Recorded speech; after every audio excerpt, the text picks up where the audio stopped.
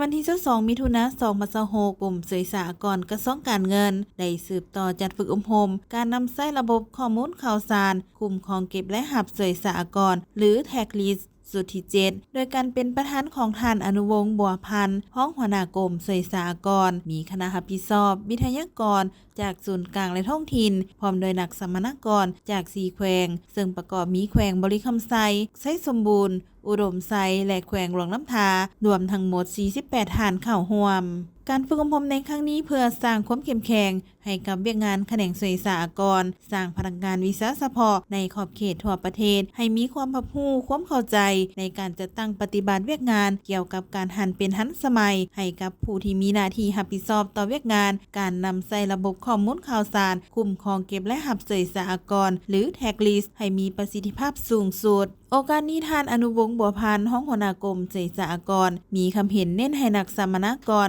เอาใจใส่ด้วยความรับผิดชอบสูงในการค้นคว้าหำเฮียนเสื่อมซึมและแลกเปลี่ยนบทเรียนกับนักวิทยากรอย่างลึกซึ้งสามารถเก็บเกี่ยวเอาบทเรียนนำไปใช้และสามารถถ่ายทอดต่อให้ได้มากผลสูงสุดและเฮ็ดให้เวียกงานบริการผู้เสียอากรเข้มแข็งขึ้นเป็นก้าว